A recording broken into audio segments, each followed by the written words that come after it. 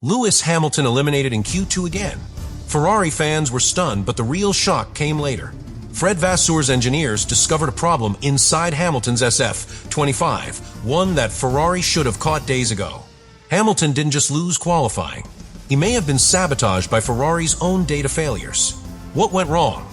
And how is this mistake affecting Hamilton's mindset and future with the Scuderia? He's a 7-time world champion, a living legend, and in Brazil, he was thrown out in Q2 again. But here's what Formula One didn't show you. Behind the scenes, Ferrari engineers uncovered a disturbing truth.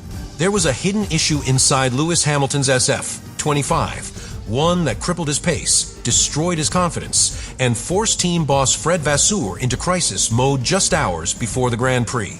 When the dust settled and the data was analyzed, it wasn't about driver error. It wasn't strategy. It was a mechanical inconsistency that Ferrari didn't catch in time. Hamilton's tires were never operating in their correct window. The car's rear end wasn't giving feedback. Corner entry balance was wildly inconsistent. And while Leclerc suffered too, Hamilton's setup proved fundamentally flawed from the moment he left the garage. The most concerning part? Ferrari believed they were fast. They entered qualifying thinking they could fight with Mercedes and McLaren. But the simulator data lied. Real-world telemetry exposed a painful gap between prediction and reality, and Hamilton, caught in the middle, was the one who paid the price. He wasn't slow. He was sabotaged by faulty expectations and a car that simply didn't deliver. This isn't about a bad weekend. This is about a recurring pattern of team failing to adapt fast enough while Hamilton fights with everything he has. His radio messages were calm, clinical, but his driving told the real story: oversteer corrections, brake lockups, throttle hesitation. All the marks of a driver overcompensating for a car that should have been better, should have been ready. And now, with Brazil behind him and 3 races left, the pressure on Ferrari is immense. Because Hamilton didn't come to Maranello to fight for Q2 exits. He came for titles. He came for excellence. And if Ferrari cannot provide it, the entire project may crack sooner than they expected. Brazil wasn't just a missed opportunity. It was a mechanical and strategic implosion, and Lewis Hamilton was caught right in the middle. After months of carefully building momentum inside the Ferrari camp, this weekend in Sao Paulo exposed a fundamental flaw in the team's understanding of their own car. And for Hamilton, it was a painful reminder that even brilliance behind the wheel cannot mask engineering failure. From a first push lap in Q1, Hamilton reported instability under braking. What looked like minor discomfort on the timing sheets turned out to be a deeper structural problem. The rear suspension on his SF25 wasn't behaving consistently across load changes. That alone is enough to derail a qualifying session. But combine it with incorrect tire pressures and a temperature window that Ferrari completely misjudged, and you've got the perfect storm.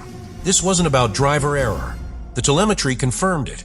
Hamilton was lifting earlier than usual, making sharper than normal steering corrections mid-corner, and adjusting brake balance lap by lap just to keep the car pointing straight. His inputs weren't indecisive, they were survival tactics. He was driving around the car's flaws, trying to extract time from a platform that gave him no consistency from one lap to the next. The internal post-session report showed something alarming. The SF25's floor was interacting with the rear diffuser in a way that destabilized airflow on turn-in. That destabilization triggered snap oversteer, followed by a mid-corner under rotation. In simpler terms, the car turned too quickly, then refused to follow through. It's the kind of instability that no amount of driving skill can overcome, especially in qualifying, when every corner must be taken on instinct. Ferrari, to their credit, acknowledged the issue. But for Hamilton, that's little consolation. Because a team of this size with this budget and this level of expectation shouldn't be discovering these problems on Saturday afternoon. These are the kind of anomalies that get ironed out in FP1 or back at the factory in correlation tests. That they showed up in Q2 is a failure of preparation, not bad luck. Even more frustrating, this isn't new. Ferrari has been flirting with this problem all season. Rear-end predictability has plagued them at tracks with elevation change and medium speed sequences. Yet they arrived in Brazil without a solution. And Hamilton, known for his ability to drive around problems, was left exposed. This wasn't a bad day. It was a systemic failure. And the fact that it happened to Hamilton, the most decorated driver in the field, who's given nothing but professionalism and effort to this team, makes it all the more unacceptable. The SF SF25 was supposed to be Ferrari's answer to the dominance of Red Bull and the rise of McLaren. A car sculpted through wind tunnel refinements, designed around aerodynamic efficiency, and loaded with aggressive rear-end geometry meant to generate downforce without excessive drag. But in the unique, high-altitude, low-grip environment of Interlagos, it was exposed. And it was Lewis Hamilton who had to carry that failure on his shoulders. At the core of the problem lies the rear suspension layout. Ferrari opted for a stiffer rear-end construction, banking on the belief that their floor and diffuser design would make up the difference in compliance and traction. But in Brazil, the combination of bumps, cooler track temps, and rapidly shifting grip levels made that philosophy implode.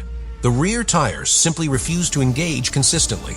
What this means in driving terms is devastating. A stiff rear under low-temperature conditions will not generate uniform tire load. So as Hamilton turned into corners, the rear didn't bite. Instead, it danced loading late, often too suddenly throwing off his confidence and balance. From outside, the car looked twitchy. From inside the cockpit, it was chaos. There was no rhythm. Every corner became a gamble. Telemetry from his fastest Q2 lap revealed that Hamilton was losing more than 0.3 of a second in just 2 braking zones, not due to error, but because the car's behavior changed between runs. That kind of inconsistency is poison in qualifying. He couldn't push. He couldn't trust the car to respond the same way twice. And yet, somehow, he still came within 1/10 of advancing. Ferrari engineers later confirmed that oscillations in the rear suspension frequency were interfering with the aerodynamic platform.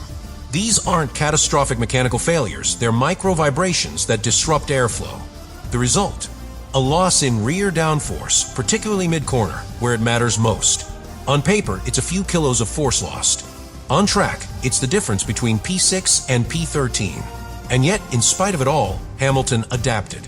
He made real-time adjustments to brake bias. He changed his line through turn 8 to reduce lateral load. He even altered throttle maps mid-session to gain traction where there was none. That's not just experience, that's mastery. That's what makes him one of the greatest of all time. But this level of brilliance shouldn't be used to compensate for poor engineering. The SF25 should be supporting Hamilton, not requiring him to carry it through technical flaws. Ferrari must take responsibility because without structural change, this is not a championship-winning car. It's a missed opportunity dressed in red.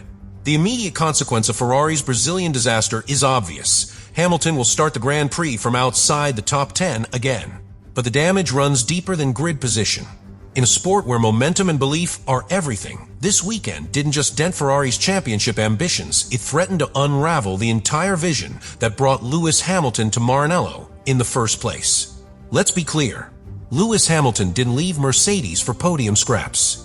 He came to Ferrari for legacy, for history, for something that would transcend numbers and titles. He came to help resurrect a team he admired since childhood, and he did so with full belief in Fred Vasseur's leadership. But performances like this don't just shake results. They shake belief. Because at this level, every 10th lost in qualifying has a ripple effect on strategy, race management, and morale. Ferrari was supposed to be in the fight. Yet with 3 races left in the season, they haven't won a single Grand Prix. Red Bull still dominates. McLaren is executing at a higher level. And now even Mercedes, who began the season in chaos, is threatening to finish above them in the standings. If this trend continues, Ferrari risks more than just embarrassment. They risk losing the driver they built this entire new era around. Internally, pressure is mounting. Vasseur faces technical headaches and a looming organizational credibility problem. Charles Leclerc is reportedly frustrated. Carlos Sainz is gone in 2026. And Hamilton, for all his composure, is quietly watching whether Ferrari can fix what clearly isn't working. This is no longer about raw pace. It's about institutional effectiveness. Can Ferrari execute across all departments simulation, development, trackside operations, and strategy at the level required to win a world championship in 2026? The timing could not be worse. New regulations arrive in 2026. Engine suppliers are finalizing architecture. Driver contracts are aligning. And Hamilton's window for an 8th title, the one thing he craves most, is not infinite. He needs faith that the car being built today is worth fighting for tomorrow. And weekends like Brazil, they strip that faith away. The silver lining? It's not too late. But Ferrari has to move. Fast. They have the resources. They have the personnel. And they have, arguably, the greatest driver in history ready to push them forward. But they must match his level or risk wasting a once-in-a-generation partnership before it ever truly begins.